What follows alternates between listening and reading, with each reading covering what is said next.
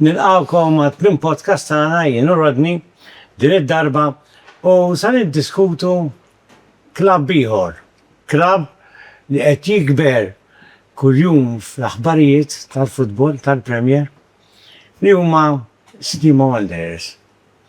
Għanna fil-fatt Turin taraw naqra l-flok tinduna, għanna l-boss ta' Sliema li huwa Walter Alxola. Walter, bħallum sena kon qegħdin PBS fil-programm ta' Mark Attard u konna jienu inti l-ewwel darba li kellimtek niftakar. U għedt li inti aħrax għas Sliema, ma tċedix, għandek karattru jibes ħafna. Aggressiv. Aggressiv, fil-fatt ġiri kont Gergar president li hemm ma kienx jibes biżżejjed mal-PS. Issemmint, u tisab ħadd iżjed. Però għamilt f'daqqa waħda qed jissemmew il-ħibs minħabba li naqdu mal-barranin. Ħamrun u fl-istess ħin hemm issa Ferrara, Spalħ u Everdejar. Għalkemm rridu ngħidu fuq il-weġġa, mhux weġġa, xar ma jiflaħx mara il-coach tagħhom u kellu jitla li l-Italja ħasra, però nixtieq ukoll nissedem il-memorja ta' wieħed meħbib tagħna, Jerry Lewis. Anthony Spiteri li talaqna wara 30 sena jaħdem fl-MFM, josib il-ġurnalisti, il-referees, li qara x'inqara bħala security kellu stil mitiku tiegħu li kif rajta dal-għodu għassejt ċoki, insomma. U inti daqqa waħda ġejt wara, ġibt il-Satarjano li personalment ġiemet hawnhekk dal-podcast jien naraħ bħala l-aħjar propja Pierre Marti, jien, l-opinjoni tiegħi, opinjoni tiegħi. U s-satellite huma barra l-barranin. Henry Bonello ukoll. U Sliema minn wara raġaw ġejjin għarref tal-onuri tidru, sewet ngħid. Nippruvaw. Issa li san saqsik hija din. Waħda li smajta fit-triq, però mhux fit-triq minn nies qed jieħdu nara tiegħi barra, minn persuni kienu mdaħlin fil-futbol, forsi għadhom minn taħt. Teditew ma ħadastuh ħafna u ħafna. Jiena smajt li tajtuh 30,000 fix-xahar. Jagidba? Mhumiex dak iċ-ċifri. Wara 25,000? Mhumiex laqqas. Qed titħaq ta'? Mhumiex laqqas. Direnda ħallek Walter. Ija mill-ewwel. Nassigurak li mhux dak iċ-ċifri. Ovvjament, kun qed nikdeb jekk ma ngħidx li ngħid li m'għandux paga tajba, ma mhumiex dak iċ-ċifri. Nassigurak li mhux dak iċ-ċifri. Nassigurak li mhux dak iċ-ċifri. Nassigurak li għadna l-bot minn dak iċ-ċifri. Hemm ċertu onestà fir-raġel mhux miegħi ma' in-ġenerali, però ma tix tkun onesti żejjed fil-futbol, għax il-futbol tafu daqsi u Nerġa' ngħid, m'għandux paga baxxa. Ħalla millek il-mistoqsija mod ieħor. Mhumiex dak iċ-ċifri. Ħalla millek il-mistoqsija mod ieħor, għax ovvjament f'dal-polemika hemm futbol podcast nippruvaw ninsaqsu kollox, però mbagħad min irid Kena dikjarazzjoni mill-President counterpartijak ta' Hamrun Sparta, Joseph Portelli, bit-Taljan, għax s-sikkeret taraw jitkellem u bħajat l-intervisti bit-Taljan, bil-Malti. U għamel referenza ċara, għax Joseph tafu iktar minni inti, għax taħdem miegħu direttament, għax President bħalek, ma jgħodx idur mal-kantonieri. Lui volevo più soldi, a Serie I, ma il contratto che avevo ero già alto, che non fa senso, ti dirò una cosa. Io l'altro anno con Hamrun ha fatto sapevo che faccio uno sbaglio e ho fatto ancora. Tutti i giocatori a Hamrun sono pagato circa 5.000 al mese average, ok? Netti. C'era questo giocatore, Gulaimir, perché è il mio amico, non ha niente da nascondere. Ovviamente quando abbiamo pagato 10.000 per prendere lui a Malta, abbiamo fottuto la squadra. Pero għamel referenza fuq dar rigward li saqsik dwar Teddy John, il-Bużu, għamel referenza ċara illi l-Italja tista' ssir imma Malta tgerfex dressing room għax għandu sitwazzjoni, probabbilment anke inti taf l-Pier, però b'rispett tal Pier mhux nsemmih, li għandu paga eżorbitanti, kontrast għal paga jew salarju li hija pratikament standard li għandhom il-komplement għall-iskwadra. Mhux ħansaqsik fuq il-ħamrun, għax inti bis li ma interessa. Imma taħseb li dis-sitwazzjoni tal-istipendi tista' tħarbat lek verament dressing room jekk ma toqgħodx attent amministrattivament. Ħana ngħidlek, ovvjament wara ma nidħol fuq affarijiet ta' klabb ieħor, kif ittekilena dil-problema aħna. Ovvjament l-ikbar akwist li għamilna huwa Teddy Teuma. Well, ovvjament l-iktar plejer imħallas f'taslima huwa Teddy Teuma. Se taħbna. Mbagħad ġibna l-Henry Will Satariano li on average qegħdin l-istess average tal-plejers il-Maltin u l-barranin. Ġifieri barra jissemmew ħafna xifri. Anke Satariano. Ġifieri jiena ċert li Satariano kellu offerta ħafna ola iktar minn tagħna, ħafna iktar, mhux ftit, ġifieri eluf kien hemm iktar. Ġifieri is-sitwazzjoni tagħna hija kemm xejn differenti. Issa, jista' jkun li s-sitwazzjoni ta' klabb ieħor ġrat ilhom għax jekk min isir żball, il-plejer li qed issemmu Li qed tagħmlu referenza li daħal f'nofs staġun. Ovvjament, aħna jien personali tkellimt ma' numru ta' plejers li speċjalment il-Maltin bis-sitwazzjoni, anke ovvjament qabel ġibna l-Teddy Teuma, u daw letteralment jibbuttawni huma saqsuni kuljum x'inhi muri training, x'ħadd tagħmel ħadd u jew fittex għalqu. Ġifieri l-entużjażmu. Daw il-plejers Maltin għal Teddy Teuma bdew jgħidu li ejja nagħlquh. Ovvjament għal Satariano wkoll. Imma Satariano finanzjarjament m'hemmx differenza bejn plejers l-oħra, ġifieri allura isni ovvjament ma tista' tbellaħħal ħadd li tgħidlu Teddy Teuma mħallas daqshekk. Fil-fatt sekonda u kompli Satariano Chris Cardona hawnhekk għalinna li hu xtaqu. Le, mhux taqgħu, kien kważi les u qed jinnegozja Però Satariano għallu jiena snima nażira fuq il-flus. U vera kamel. U għallu prosit, Chris Cardona għallu prosit. 100% ngħidlek, ġifieri Satariano kellu huwa expert ta' sliema. offerti ħafna kbar milli taw sliema, ħafna kbar. Ġifieri ma ngħidx li jista' jkun ikollok dil-problema, għax kif ittek il-jgħinija u aħna bdejna l-istaġġu bdejna fil-bidu mhux ta' ġast ġibt nofsu u tfajt plejer hemm. Il-Maltin tagħna bdew iħeġġuna biex inġibu dal-plejers. Literalment kif qedlek imur training u kuljum saqsuni da ġej x'ħajamel, da ġej aġibu ta' kelli plejer Malti hemm minnhom smajtu jgħid inti ġat nimmaġinaw ġo dressing room.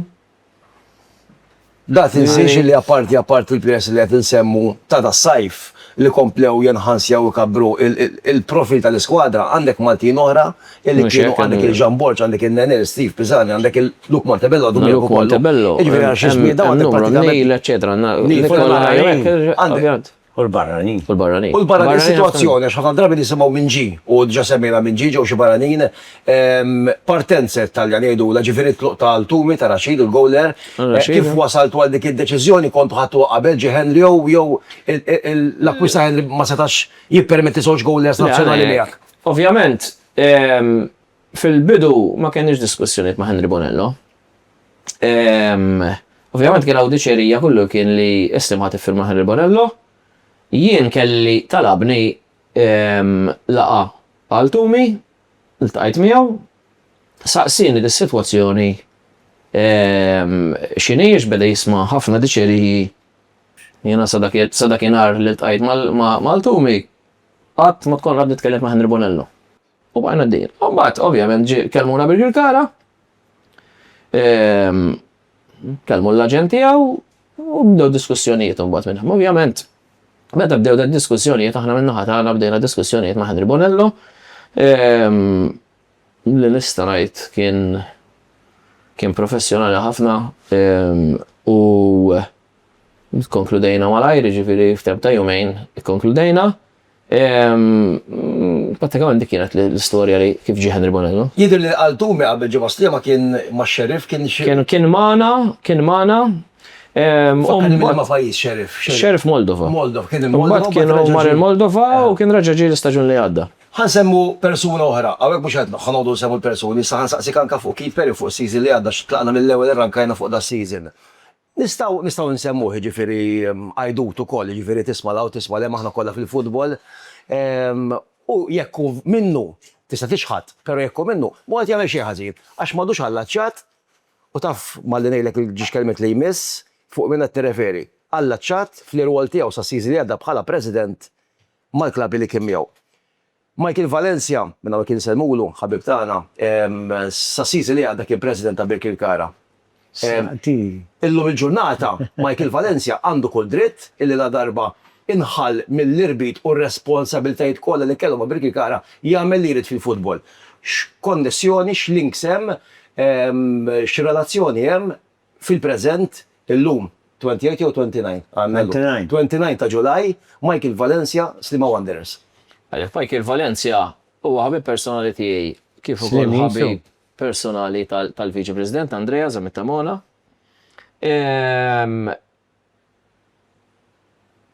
Bla ma qisu kien hemm xejn pjanat, konna qed nitkellmu, neħdu drink fuq xi ħaġa oħra u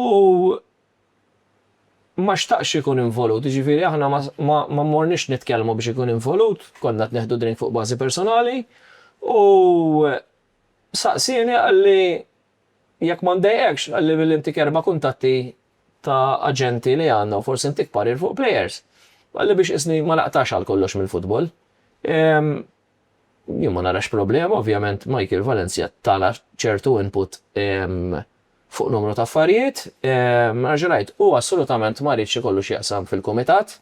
U għattitina ovvjament kuntatti tijaw ċertu parilu kollan kif fuq players għax ovvjament Michael għandu esperienza u għena fuq numru ta' affarijiet oħra ma semmek John Sissa? Għalek sissa nista' ngħid imma ma m'għandux intenzjoni, ġifieri aħna meta tkellimna minn dejwa għalli ma rridx nerġa' nidħol f'kumitat, ma rridx ikollix naqsam iktar f'kumitat. l-istess ħaġa għalli. Għalli ma biex qisni ir-rol dik il-fil tal-futbol li aħna ħbib personali. U l-futbol itik aktar minn kollox itik il-kuntat man nies u l-ħbiberija. Ikun hemm l-intriċċi, l-konflitti, l-tensjonijiet u l-affarijiet, però fl-aħħar mill-aħħar il-familja tal-futbol illi la darba tkun ġo fiha ibsa biex toħroġ minnha. Qisu bħal forsi Tiġi addiction. jiġi vizzju kont se ngħidlek. Walta semis propja. Semis. Qed taqdu tim jiġifieri mhux it-tim il-players qed nitkellem issa tim ta' administration kollha semiżi.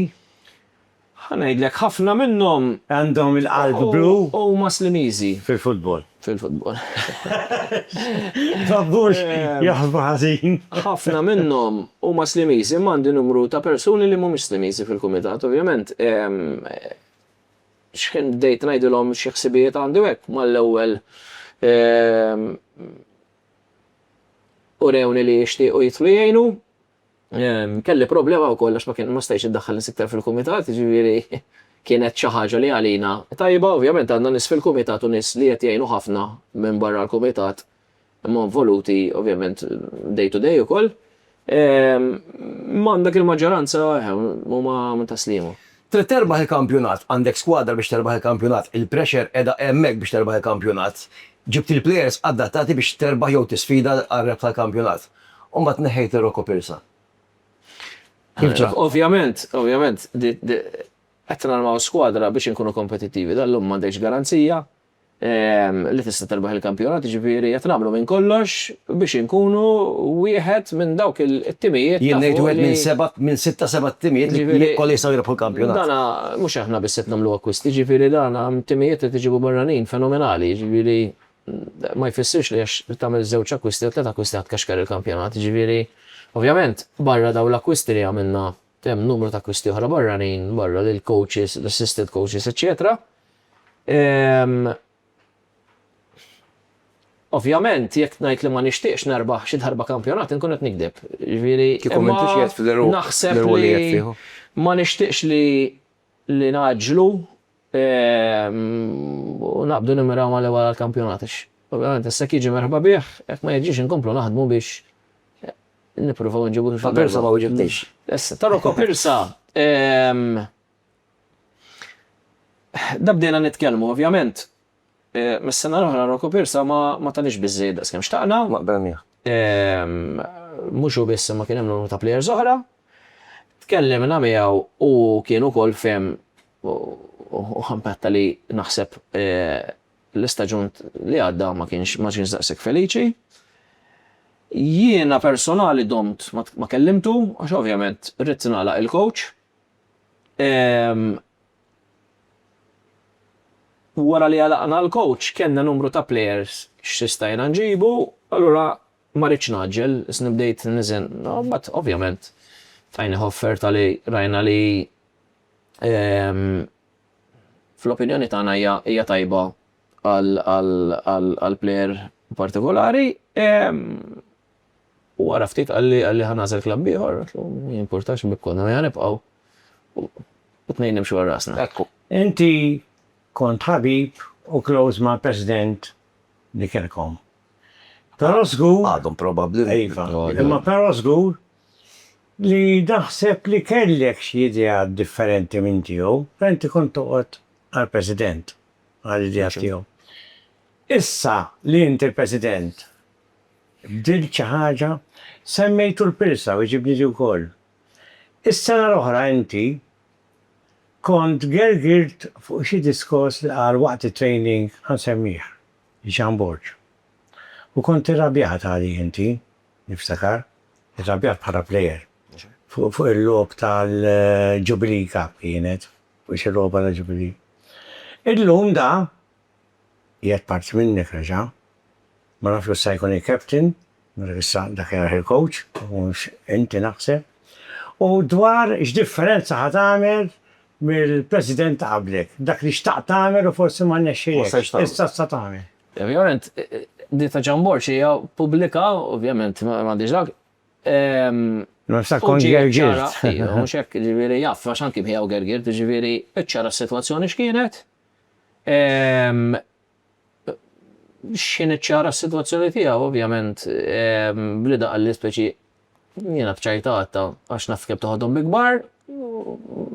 Mela hemm laqna l-paġna l-antika bdejna ġdida, ġifieri jekk dal-plejer li qed jgħid l-isma' ċajtajt miegħek għalli għal-madda kellek xi fejn toħodek, mela jiena lejja.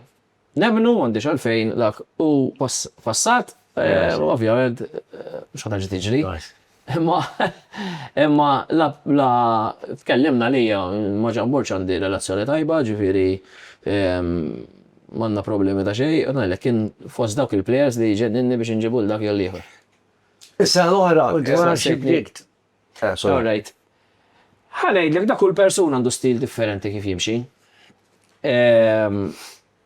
Ovvjament Kate kien ilu hemm għal numru twal ta' snin, ġifieri mhux sena jew tnejn. Naħseb li bdeltien kont ninvolvi iktar nies. Li bdelt qed ninvolvi allura n-nies awtomatikament meta inti tinvolvihom jidħlu fiha, jibdew jieħdu pjaċir. Jien pereżempju għandi persuna li meta kont avviċinajtu għalli jien m'inhiex ħanidħol fil-futbol nerġa'. Letteralment illum oppost il-mobile jifqaħuli, l-inbox tal-email jifqaħuli. Reġa' l-entużjażmu. Ġifieri meta inti n-nies iħossuhom komdi ħadd qajjem l-entużjażmu. Mhux qed ngħidlek forsi Kate ma kienx jinvolvi n-nies, jista' jkun forsi dak iż-żmien ikunu draw persuna għal numru ta' snin u forsi dak li jkun jgħidlek huwa bqajna l-istess. Ġifieri mhux għax kien jimxi ħażin jew xi ħaġa. Ovvjament nemmen li huwa kien hemm anke naqra distanza bejn il-klabb u s-supporters, forsi ma kinux iħossuhom komdi li ma jkunux jafu x'inhu jiġri. Jinnaf bħala transfers u għek literalment għanna ċett minn nisaqsi xi ħaġa nidħol iwiġibhom. Mhux ħanoqgħod nara domandi u ma wiġibx.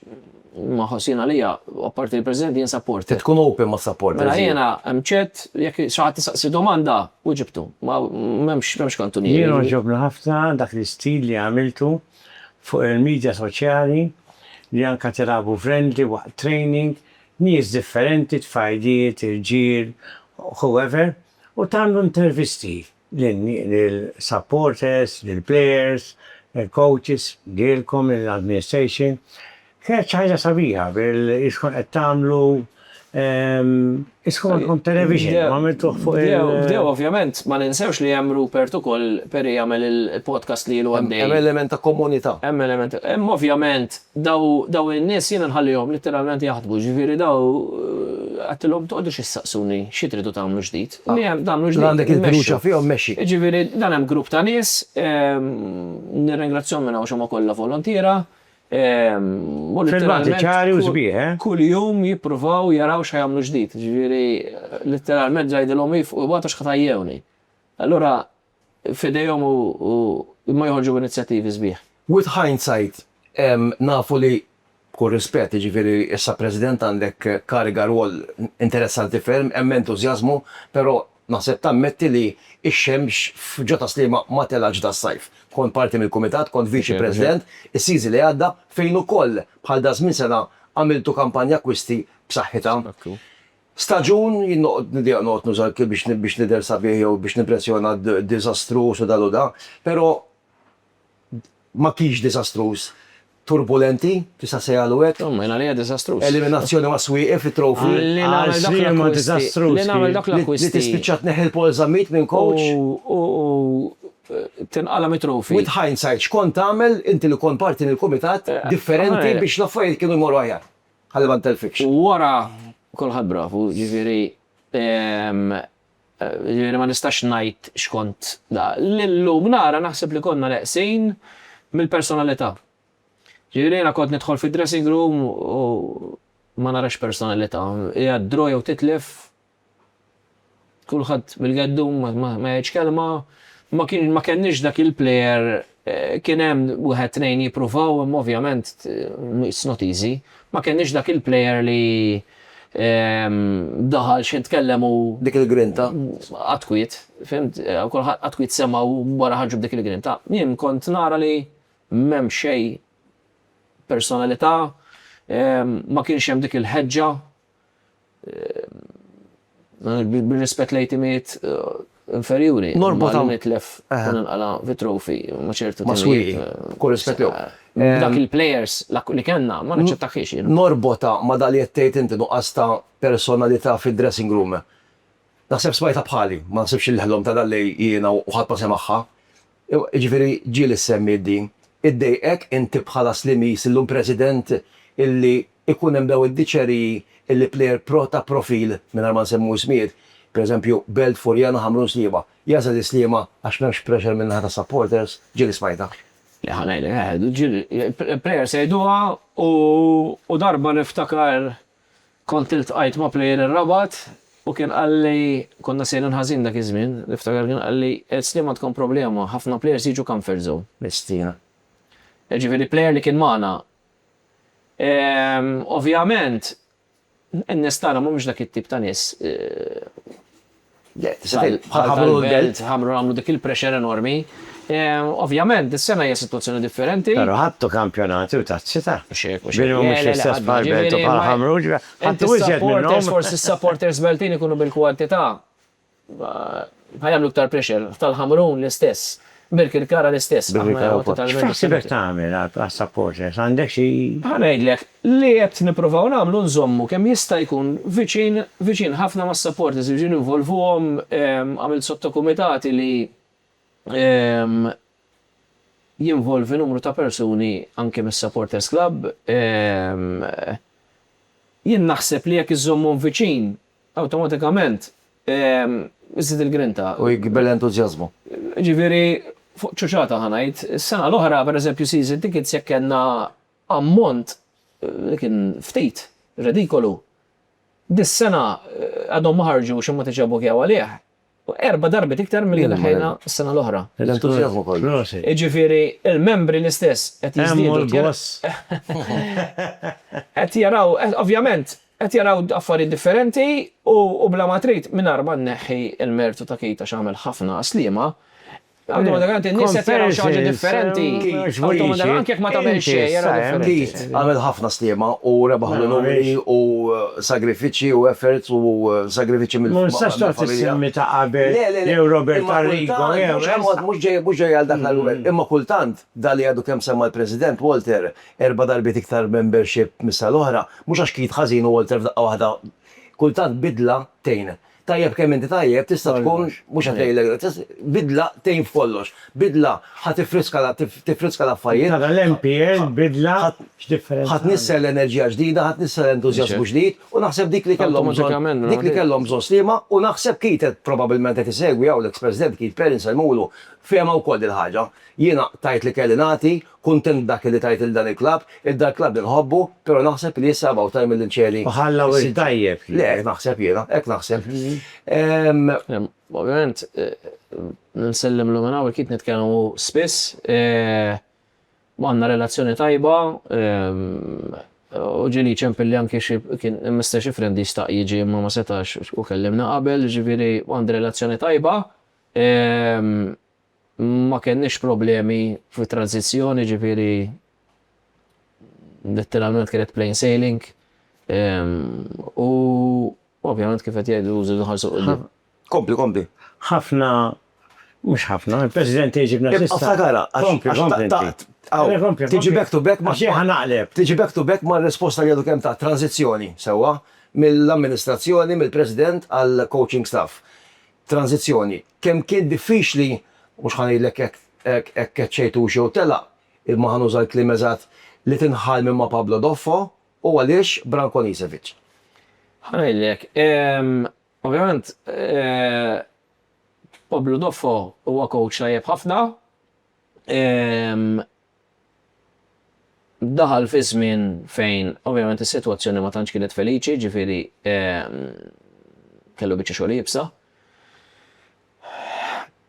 Ovvjament, tajd li għalfej ma sammejtux. Xtaqna bidla ġdida, ovvjament, mux kull coach ikun available, ġifiri, insertajna l-Branko li għandi ammirazzjoni kbira li u tisma l-players, ġifiri, nafkont qed nitkellmu ma' Satarjano. U ma tabdejna nitkellmu għatlu, tit forsi titkellem naqra l-coach, għalli m'għandix għalfejn kellmu l-coach għax għalija dak l-aqwa coach ta' Malta. Li għawġu Malta, ġifiri anki il-players jaraw ħarsu liħ b'mod differenti. Trenjaw taħtu ħafna minnhom ħafna minnhom trenjaw taħtu fuq, ġifiri. L-assistent għazzazu jidirli. Ija. U ġifiri kulħadd kienet jgħidilna mill-players tagħna morru għalih, ġifiri bl-ebda disrispett lej Pablo x'għamel biċċa xogħol tajba u ta' dan irringrazzjah. Imma rajna li xtaqna nagħmlu tibdila letteralment fil-coaching staff. Insomma, jiena bniedem ma tantx inħobb imbajjat, jiġifieri qed tgħidli għamel biċċa xogħol tajba. Ma ħadu xejn issi, ma diżastru. Jiġifieri mara tajba ma għamilx. Kull rispett. Ipprova forsi. Ipprova ħafna. Bottom 6 fil-fażi fil-Gowsi Ground bottom 6. Imma prova ħafna. Ovvjament, meta ġimgħana konna kważi lesti għal bottom 6, ftit logħbiet kien hemm. Ġifiri, imma mbagħad fil-bottom 6 morna tajjeb, ġifiri, imma anke l-atmosfera bidela ħafna, ġifiri, il-players meta ħabbarna li ħanġibu l-Pablo Doffo kienu xettiċi. Ġimgħatej wara bdew jgħidu l-istudda kif sibnu ħażin, ġifiri, u kien imur tajjeb ħafna magħhom. Ħoppi bajjana. Le, il-verità. Ġifiri jien niftakar ċempilli persuna minn klabb ieħor u għalli x'taħseb fuq, għatlu jekk għal-għajnek uħudu. Jiena fuq id-dinamizmu tiegħek nammirak, toġobni, qed kellimtek darba fuq programm televiżiv u l qed nieħu gost inkellmek iżjed għax nemmed id-dinamizmu tiegħek irid iwassal l-islima jarġa' jekk mhux għal xi unur però viċin ħafna. Jien ngħid li għal xi unur. Is-sena ta' qabel kont qed ħamrun joħduh. Is-sena l-oħra kien hemm inti qed il-Fuljana joħduh. Tis-sena sliema qed intikom ċans ukoll. Però insomma, jien m'iniex il-mulej jew xi profeta. Però tkellimna fuq ħafna affarijiet Tkellimna, però ma tkellimniex fuq il-finanzi tal-klab. Għax biex tasal biex iġġib dal-plejers, il-finanzi issa għandkom xi sistema, il-ħibs ġabu l-barranin. Ħamlu nafu, ġa minn fuq l-Ewropa u kol ġabu, il-belt qed jiġbu l-flus minn għand is-supporters. Intom, il-finanzi, inti mill-but? Ma nafx. Għanedek, kifetlek edin kumitat ġdid u ħafna minn nies huma minn għandna kontratturi, minn għandna negozjanti kbar, minn għandna anke membri fil-Parlament. U kulħadd qed jagħmel l-almu tiegħu biex kemm jista' jkun għandi nies ovvjament li mhumiex dirett fil-kumitat qed jgħinu anki fuq il-proġett tal-futur ta' Sliema. Li hu? Hemmhekk il-ground ta' Tinje ħa nagħmlu żvilupp li l-postijiet l-eżewġ solari, ħajkun proġett sabiħ Parti mill-kummerċjalizzazzjoni li għaddejja bħalissa wkoll li ħafna klabs ukoll. Aħna ovvjament għandna ħwienet isfel bħala klabb li naħseb kienu l-ewwel kommerċjalizzazzjoni li saret ġo Malta. U hemm pjan ċar x'ħajsir fuq, aħna preżentajna il-membri min-naħa tagħhom ovvjament qablu miegħu. Huwa proġett ambizzjuż li nemmen li b'daw in-nies li għandi miegħi daw għamlu proġetti kbar dan nies ġo l-pajjiż, ġifieri proġett bħal dak jikluh somma tiklu biċċa-ħobs. U naħseb ħankunu l-ewwel klabb li l-liġi tgħidlek li inti tista' tmur 60% sports u 40% commercial. Aħna ħanibdlu kollox ħajġi 80% sport u 20% commercial, proġett viabli ħafna. Għax inti għandek dak il-limit ta' 60-40, imbagħad tagħmel il-limit. dejjem inklinat lejn l-sports. Ovvjament, hemm numru ta' affarijiet li tista' tagħmel mill-lat sportiv li taqla l-flus xorta. U skont il-costings li għamlunna l-awdituri tagħna jidher li once li jkun leżna l-proġett il-klabb ħajkollu ntrojtu kbir ħafna. Apparti minn dan kollu, on top of it, ma dak li saqsik il-bużu, ma rridx inkun naf figuri, mhux ħana bħalu, beda bit-30,000 euro. Però ovvjament parti mill-presentation ta' Teddy ma kellek il-Betting Group, kumpanija tal-betting rinomata internazzjonali, ma rridx inkun naf figuri, good luck to you, però naf ċerti li dan huwa sponsorship qawwi ħafna b'saħħtu immensi li ħajjerġgħati dimensjoni ġdida l-klabb ta' Sliema. Apparti il-Betsin, kien hemm parti dis-sena numru ta' sponsors ġodda, numru ġifieri jekk tara fuq il-Facebook tagħna kuljum inħabbru numru ta' sponsors li ġejjin ġodda li huma mhux ftit, hemm ħafna. U ovvjament eċċeli fuq il-kej kien l-agreement li firmajna mal-Betsin li ovvjament kumpanija naħseb waħda mill-ikbar li hawn fuq gaming. Jiena blatlaq li nista' ngħid li żgur Sliema qatt ma iffirmat sponsor dak il-kwalità. Kien mertu tiegħek? Kien mertu ta' ħafna min-nies, ġifieri. Ħajkun il-main sponsor fuq il-flok għandi nifhem. Il-main sponsor kien hemm numru ta' persuni, ġifieri viċi president, għandi l-Edward Zamittabona, anke Michael Valencia, Edmond Aġenzi. Edward Zamittabona jiġi t-tifel ta' Michael Zamittabona u jiġi minnu. Le, mhux Michael, le, Tsijuh jiġi Michael. Tsijuh. Niftakar Michael, ta' bekk. Ġifieri kien hemm numru ta' persuni li jenu fiha. Imma bħala Sliema u nemmen li anke fil-futbol Malti, ovvjament ma nkunx naf x'eżatt li jiġri imma nassumi li huwa l-ikbar sponsor li Sliema żgur qatt iffirmat, ġifieri firmajna sponsor għal 5 snin. Mhux għal sena, ġifieri ovvjament urejnihom xi pjan għandna.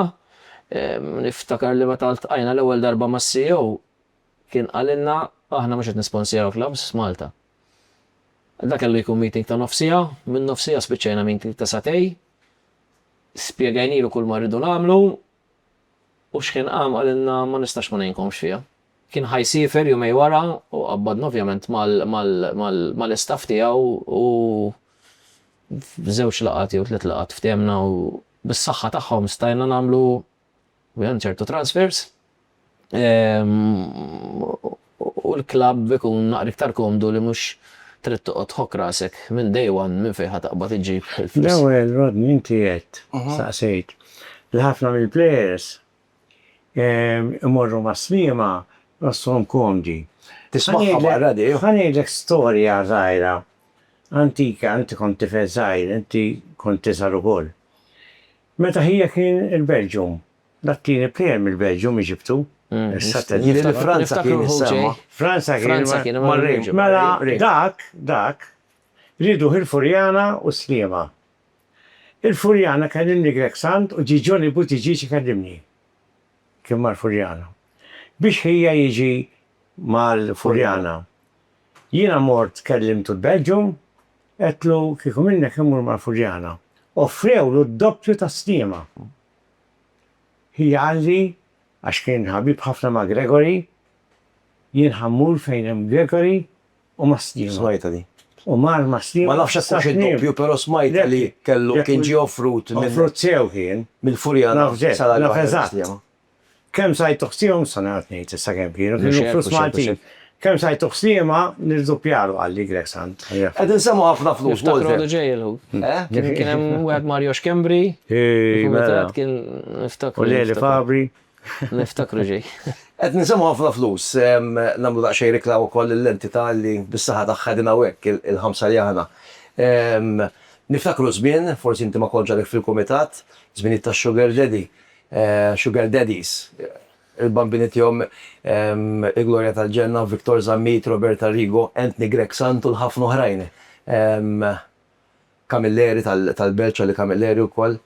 Dak iż-żmien kien żmien tek fejn ħares ma jkollokx president b'saħħtu li jippompla l-flus.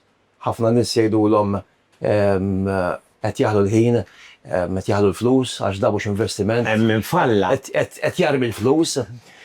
Ma' żmien l-affarijiet evolvew. Però kien saftit ta' żmien ilu kien hemm żmien li jekk isli tar ma tinvesti jew qed fuq il-flus fil-plejers u ma tidħol fl-Ewropa ħajkollha katastrofi, falliment.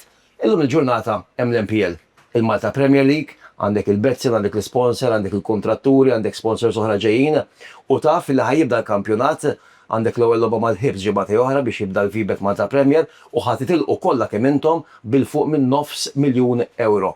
Kemm huwa importanti dal-introjtu, dal-inċentiv finanzjarju, daw ir-revenues kollha l-klabs tal-Malta Premier u mhux biss biex ovvjament tibqgħu għaddejjin u tibqgħu toħolmu għal quddiem. Ja, ovvjament, minn bdiet il-Malta Premier, rajna avvanza, ovvjament kont diġà involut fil-kumitat, ġifieri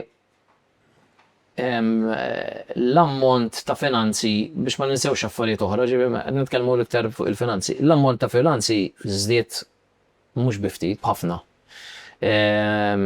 Ġifieri anke minnaħa tal-UEFA, ġifieri qabel forsi kien jinqasam ma' ħafna clubs, mhux ma fejn kellu jinqasam. Ovvjament kienet diġà tatna boost. Issa ovvjament Dr. Muscat u Alan kienu qed jaħdmu fuq xi ħaġa li naħseb hija pubblika li bħala clubs jistgħu jieħdu sa xi 375,000 jew 400,000 kull wieħed ovvjament fi skemi mhux mattu ħadthom, ġifieri jekk ikollok numru ta' Maltin fil-ground tieħu X amount. Jekk ikollok ma nafx goalkeeper taħt l-inċentiv ta' żgħażagħ. L-inċentiv huwa tajjeb ħafna. Ġifieri dili inti titlaq li jkollok $900,000 diġà taf li deħlejn jittaffilek parti kbira ħafna mill-problemi. Mill-kost ta' matul l-istaġun, vera. Sliema dejjem kellhom nies ris tajbin mill-aqwa.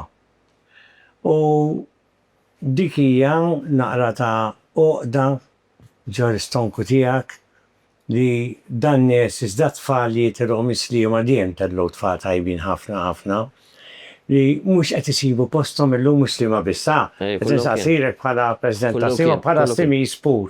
Kullum kien. Ħanejdlek, il-verità bħala Sliema naħseb inna ma ntellgħu tifel minn nursery snin twal. Naħseb il-verità meta kien sar l-aħħar. Michael, Michael Mifsud, żgur. Nsejtu. Il-żmien meta Sliema ħarġet biex isir il-proġett, naħseb dik kienet ta' daqqa kbira l-nursery ta' Sliema. Ovvjament, għaw fejt mur, viċin tagħna hemm numru ta' klab oħra li għandhom nurseries tajbin ukoll. U naħseb li minn dak iż-żmien law mhux qed jiġri f'moħħi plejer li tala minn hemm u għamela fil-Premier dik regolari. Sfortunatament kien hemm snin twal. Sfortunatament vera. Sfortunatament kien hemm snin twal li. Strickland huwa prodott tagħkom issa telaq b'self jidhirli. Le, Strickland ħadni ħmant klabb ieħor. Orek biex tagħkom, okej. Sfortunatament ngħid li kellna numru ta' competitive age groups li kienu Section B u Section C. Ġifieri għal grazzja talla daw l-aħħar sentejn qed isir ħafna xogħol fin-nursery wkoll. Kien hemm żewġ age groups li tlajna Section A u dik kienet ħafna għax inti ikollok players żgħażagħ li jridu jiġu ma' Sliema ma jarawk Section B ma jiġux. Issa pereżempju l-under 17s stelgħu Section A u n-numru ta' players minn klab oħra li jiġu ma' Sliema hija xi ħaġa kbira. Mux ġiviri jena stess coach Matthew meta kien beda jsemmi li n-numru ta' players li jridu jġibu teda kif ħaġibu ma rnexxiela ovvjament Henry prodott ta' Sliema Wonders. Henry prodott ta' Sliema Wonders.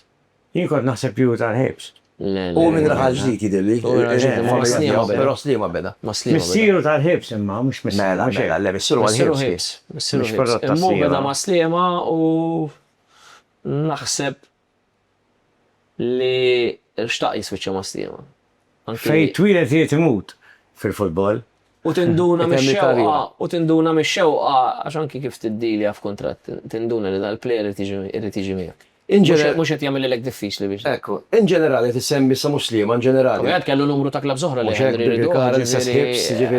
U kien hemm anke l-possibilità tinduna kif L-Alpsimiza għedem. li beda laqqas jitlob ta' għastalapu. Ġibiri li najdu jaqbel miegħu beda. Wara li tela umbat il-coach Modika jidher li anka kien hemm il-possibilità tu bi reinstalled mal-Ħamrun li seta' faċilment jerġa' jirritorna wara li kienu releasjaw. Mhux hekk. Kien hemm skont l-informazzjoni ma kellux problema mal-coach Henry, ġifieri. Ġifieri mhux il-problema mal-coach. Le. Il-media ħarġeta. Kien jgħidli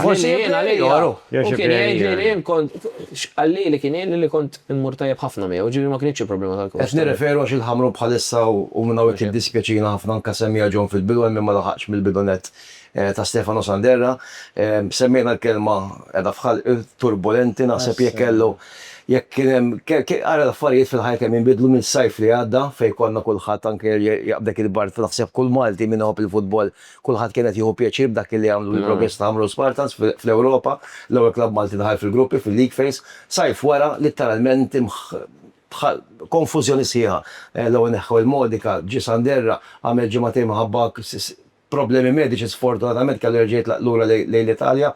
Bħalissa waqt li qed nirrekordjaw dal-podcast Ħamrun qegħdin bla coach li pre-season tagħmel pre-season li huwa tant intensiv importanti għas-season kollu. Fil-fatt labu Bitlet coaches, bżewġ coaches u labu l-over friendly ma' Bizabuġa.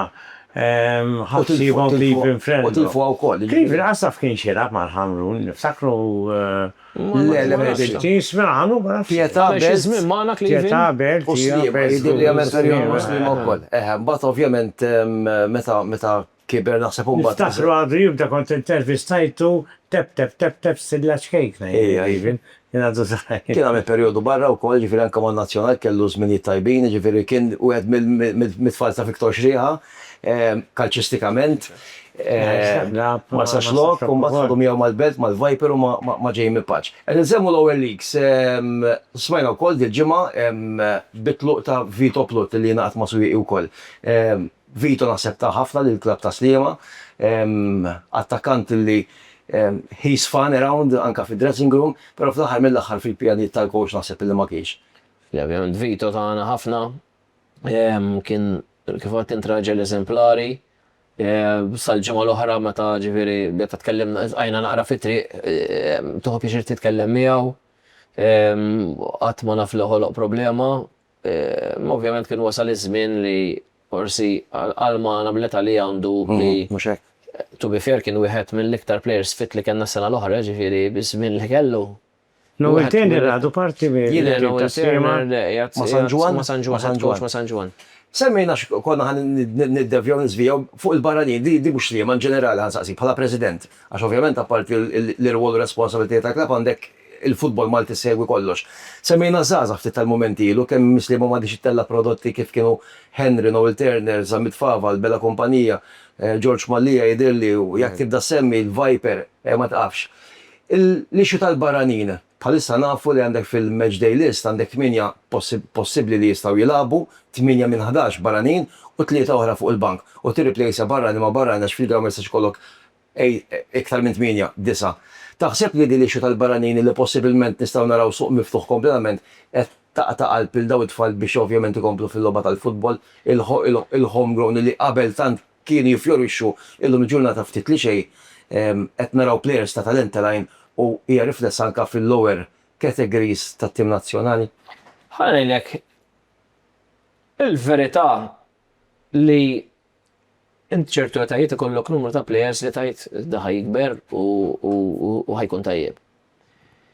Biss naħseb li in-numru ta' Maltin li jilabu fil-Kampjonat Premier naqas ukoll għaliex ikollok ħafna tfal li jien naf biex ikollok wieħed under 17 jgħid jiskurjelek 10 gols fi-staġun għalih tiġed jara kbir. U ma jkollhomx dik il-volontà kollha għax inti ovvjament qed titla' mal-kbar training huwa intensiv. Commitment Ikbar. kbir, ġifieri daw il-players vera ħasin belli liri, imma daw laqqas weekend ma jkollhom, ġifieri u jekk tinsab titol fl-Ewropa jkollok żewġ weekends ma telabx, ġifieri jkollok players tan-nazzjonal. Ġifieri il-players Maltin iżgħar infiżdin u l-verità qed iġibuha bidejhom. Ġifieri dana kif inhi is-sitwazzjoni, da s-sajf kien hawn 3-4 players Maltin li kulħadd beda jaqbes fuqhom. Allura inti jekk ma jkollokx Maltin x'tilab tidħol barranin. Naturalment. Lawa pjes Martin batu l-ura, ta' għazzamme barra. Barra minn Malta llum qed nitkellmu f'xenarju fejn m'għandikx plejer wieħed Malti irġiel għax nisa hemm jiela barra. Satarjano ġie Il-verità Paolo Mbongi anke kollha m'hemmx l-ambjent, wieħed. ġifieri jiena Ewrunġi kien ma' Torino jiena kont titkellem ħafna u għadni ħbib ġifieri ma ġielix miegħu Rashid, infatti kienu jgħidu li dak it-tifel tiegħek għax jien kont nittrattah verament, kont nirrispetta. Tissimek il-mara. U kien jgħidu li dak it-tifel tiegħek ġifieri. Imma pereżempju Rashid mar f'kampjonat li huwa ħafna iktar minn Malta. Imma kien jirrakkonta li sab sitwazzjoni tal-biża'. Ġifieri li kien lab l-ewwel 6 logħbiet, u mbagħad bidlu l-coach, u mbagħad kif dejjem kien jgħidli il-President jiddeċidi hu min idaħħal. Ġifieri f'ċertu sitwazzjonijiet aħna faċli ngħidu smax dak baru talaq. Imma niftakar li Rashid jgħidli id-disprat ħanfittex niġi lura. Is-sitwazzjonijiet m'għandek il-Satarjano mid-dera kien ilu ma jħallsu 5 xhur. Ikun hemm sitwazzjonijiet. Ikun hemm sitwazzjonijiet li ma tiġix mill-plejer biss. In-nies ma jkunux Bullajmer l-istess. In-nies ma jkunux Ġifieri, allura in-nies ma jkunux jafu, mhux xi ħaġa faċli li titlaq, ġifieri jien naħseb li jekk kont ngħid li da jitlaq u ma jiġix lura kien Rashid. Tew ma jiġi. Għax Rashid kien plejer li minn kien tesa żgħira kien jgħidli li qbad basket u tlaqt l-Italja. Tew ma jiġi, tew ma. Ħajlek Tewma. Kellimek naħseb. Tewma kellimna. Kien għadu taħt kontrat marrin. Naħseb le kien spiċċa. Kien free release. Ma seta ma 4 postijiet tew. Se kellu offerta żgur 3 darbiet iktar minn tajja rajtejn bajnejja. Però għadu żgħir naħseb kemm għandu 32. Imma Meta barra minn Malti inti taf għax Rajni il-messi 39. kif tkellem magħna jidher li l-mara tiegħu ridet tmur tissettilja x'imkien fejn jista' jkollhom futur.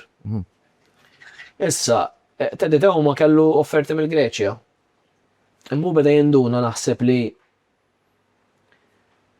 ma nafx forsi ma semmili xu, ma da jek tmur il-Greċja, inspiċċajt mill-futbol ħadd ma jafek. Malta, semmilhom il-teditew ma n-nies. Għajdu, jena meta ġimgħana l-ewwel darba, l-ewwel training session, konna daħli figraw tas-sajnis, kien simpatku ħafna, u simpatku ħafna. ħafna. Allora, u naħseb li beda jara wkoll anki l-futur x'in jispiċċa mill-futbol. Kata tfal tiegħu. Ukoll, ġifieri hu għandu tliet tfal. U biex inkunu ċari wkoll tista' tispjegax naħseb kont involut inti wkoll, apparti qabel daw it-tliet ġimgħat, plejer li għalkemm kun jom utoma qatt ma għex f'Malta ħajkollu status ta' homegrown. Ġifieri mhux ħajtqis bħala barrani, ħajtqis bħala plejer, bħal Jean Borg, bħal Mele, bħal Montebello, bħal Henry Bonello. Għaddu għalbu lejn l-aħħar. Next. Għandi tal-aħħar waħda ma taħalli fidejk, ma nafx hekk kelli ġinsaqsija jew le din mistoqsija. Il-backlash illi seta kellek, sejna fi żmien illum ġurnata naħseb taf biġej, social media bil kemm għaddi nuża. Imma kien hemm żmien meta kont tisar, kont inqas matur fejn kont impulsiv u kont li fit-tifl dak il-ħin. Issa l-oħra, dak il-komment fuq il-Facebook. U x'backlash kellek, wara catch għamil sew ħaġa wara reaction ta' players. Ta' kizminta xambor, Fuq le, naħseb separati, ma ndox għasmu xejn. Xi ħaġa on these lines, minn id-dejja jitlaq. Ejwa, niftakara dik. Ovvjament, jien il-players kollha kienu jafu kif nesprimi ruħi, kellhom rispett bil-lejja. Ktibtu għax insertajt ma kolx Malta xi nidħol fid-dressing room ngħidulhom kif ġieli għamilt. Imma saċ backlash kont maħruq, ġifieri. Wara li ma logħba? Literalment. Wara t-telfa tal-ġubili, tal-final. All right, okay. Ġifieri, ovvjament ma kienx għax tlifna għall-belt, kienet ilha mill-bidu tal-istaġun. Ma labniex logħba sura ta' nies. Konna l-bu half-time u daqshekk waqafna. U tal-laċċa ma dak li qed li nuqqas ta' persona. Konna niftakar konna ġibna numru ta' players għax fil-ġubili li tilab ħafna Maltin. Tibda tgħid, jena ġibtaw għalxejn. Ovvjament, imma backlash fil-klab mhux li kien hemm, ġifieri letteralment mbagħad bqajna qisna niċċajtaw fuq, ġifieri darba minnhom niftakar wara partita li kienu rebħu bdew jiċċajtaw għalu nossa ħodna nieklu, għattilhom mhux problema, għattilhom kulħadd nista' nsemmi l-isem tal-istabbiliment. Tilhom kulħadd mistieden issa wara l-partita nibqgħu serin il-KFC niklu klatiġiġ. Issa ġib sponsor sajmi minn għand il-KFC. Ħadtom nara ristoranti li jistajt ħadtom ħadtom ximkien fejn bejħed tiġiġ. Tal-ġimixli, lek. Għaxu għaxu tiġiġ. Ħadtom ximkien tiġiġ. Għaxu ma labu bħal tiġiġ. Imma backlash, ovvjament kummenti minn nies tistennew ġifieri. Fidejk dak is-sabiħ ta' iktar ma n-nies jatuk, iktar tikber. Ġifieri tiddejjax. Taqromx, meta jdejjuh taqromx. U dik għali Joseph Muscat darba, għax jettu kemm se jaqlawli, niftakar kont mort ma' Arwan. Għalli għamil fħali taqromx. Fudi jaqlawli kien għaddi miġi. Pejka sportiva għandna tkun hemm mod meta jitlu personali dejqu. Ġieli tkun kattiva, ħafna drabi tkun kattiva. Jiena bħala ġurnalist ta' nies li attakkaw kal-motivi oħra. Kastijak in ġenerali, ta' ġifieri. Bħala ġurnalist, social media ġenerali. L-iktar kattiva hija tal-futbol jgħajruk. Fil-politika ma tkunx fit-triq u jgħajruk politikament, però fil-futbol jgħajruk, ġifieri supporters. Anka fiex kien tal-birra kienu jbadburin tal-belt minn fuq il-karru u pjes kienu musta nsemmih għax rajtu. Imma insomma, l-lum għadux. Nibdew nagħlqu? Għandek xi mistoqsija oħra? Le, li nixtieq ngħidlek huwa nawgurarek l-Agost. Barranin nsaqsik waħda tal-aħħar, ntaħrab lix minna din. Barranin farandek xi ġib? Baqalet tlieta. Tlieta, u diġà lest. U sal-31 ta' wissu Maltin. Tnejn lest u wieħed għadu le. Le Maltin daqshekk. Maltin daqshekk. Ma ħadd iktar metiħu. Moħat fiż. Le, u x'għalek janżru. U ġani moħat fiż. U barranin x'inhuma? Barranin għandna. Mejdilna minn fejn huma at least. Wieħed minnhom mill-Maċedonja. U hu l-ewwel darba ġejna. Portugiż, l-ewwel darba. La, qudiem għadna qed jiżdiedu l-barranin fl-impjel mill-Balkani, qed nota. Il-belt ħadu Bosniak, tliet Bosniak kemm għal-Furjan għandek il-dan. u hija skola tajba ħafna, ġifieri. Players tajbin, Players tajbin. il-xismu tal-belt Radic, one of the top players, one of the top Jena players. li għawet mill-laqwa players li għaw. One of the very top players. U jinta tispikkaw kol fuq kollox il-versatilità tiegħu. Tejn coach bravissimo, tejn mikallef minn hawnhekk nawguraw l għada il-lum qed jiġi rekordjat l-erba. Għada l-ħamis l-għada ta' dar recording għandhom il-logħba mal-Pollakki tal-Conference League. U logħba wara l-oħra. Diġam li għaw Aħna ovvjament sold out. Aħna ovvjament nkunu ħafna lobiet kemm ta' slima ġifieri parti mir-rol tagħna. U tinnota kum qed jagħmlu l-belt, left wing back, right wing back, ċentrali, jiġifieri dal-plejer huwa impressjonanti. Imbezzar l-ewwel logħba ħad tkun mal-Hibs. Ħalek huma team. Il-Hibs huma team, club, knowing ħaġġ. Jinafu snin u hekk. Ma tkun taf xejn. Se joħroġ dok fi ground. Ġiet ngħid lieta u kollox motti, bħat fl-aħħar jikxef. Ħalek kif ġie l-kampjonat. U anki l-klabs li qed jitilgħu qed jinvestu mhux ħażin, ġifieri spiċċajt kull logħba sejjer final. Hija challenge. Literalment final, ġifieri tipprepara liha isek sejjer final, ġifieri da m'għadux bħallum tmur.